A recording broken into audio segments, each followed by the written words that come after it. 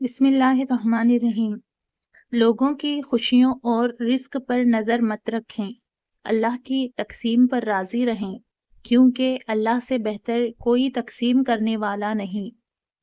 قیامت۔ لوگ یہ نہیں جانتے کہ قیامت کے دن ان کے ساتھ کیا ہوگا، مگر یہ ضرور جانتے ہیں کہ دوسروں کے ساتھ کیا ہوگا۔ موم بتی کو آخر میں پتہ چلتا ہے کہ اسے ایک ایسے دھاگے نے ختم کیا ہے جسے اس نے اپنے سینے میں چھپایا ہوا تھا۔ اکثر اوقات ہمیں بھی ایسا ہی صلہ ملتا ہے۔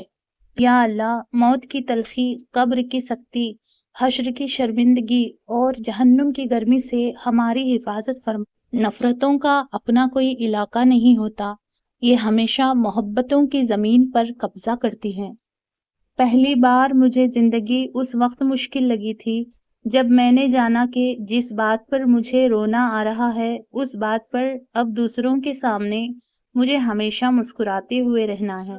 ایک پیارا سچ، جو انسان ہر وقت سب کی خوشی چاہتا ہے، سب کے بارے میں اچھا سوچتا ہے، سب کا خیال رکھتا ہے، وہی انسان زندگی میں ہمیشہ سب سے اکیلا رہ جاتا ہے۔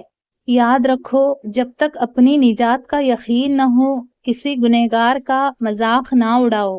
انسان سب کچھ بھول سکتا ہے سوائے ان لمحوں کے جب اسے اپنوں کی ضرورت تھی اور وہ دستیاب نہیں تھے۔ زندگی ایک واحد پودا ہے جس کا بیج زمین کے اوپر اور پھل زمین کے نیچے ملتا ہے۔ آنسوؤں کا جاری نہ ہونا دل کی سختی کی وجہ سے ہے۔ دل کی سختی گناہوں کی کثرت کی وجہ سے ہے۔ گناہوں کی کثرت موت کو بھولنے کی وجہ سے ہے۔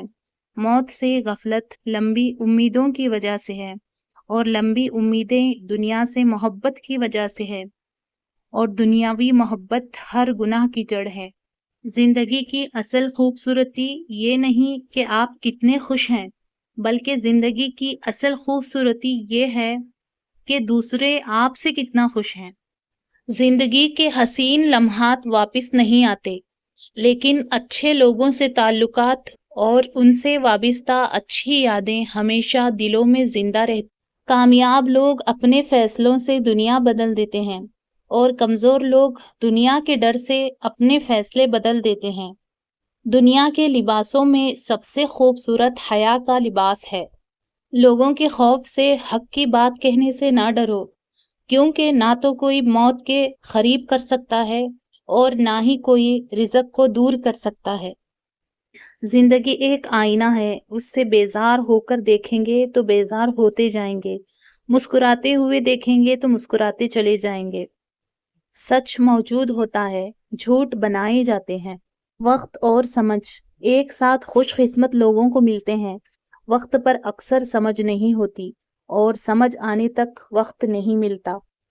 ضروری نہیں ہے کہ زندگی میں وہی کچھ ملے جو ہم چاہتے ہیں۔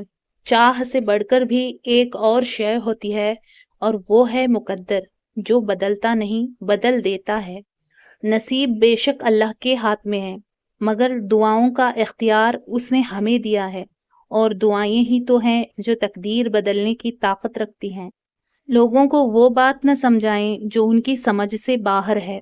آپ صرف اپنا وقت اور قیمتی الفاظ ضائع کریں گے، کیونکہ جو بات وہ سمجھنا ہی نہیں چاہتے وہ آپ کے لاکھ سمجھانے پر بھی نہیں سمجھیں گے۔ بدلہ نہ لیا کرو، اللہ پر چھوڑ دیا کرو۔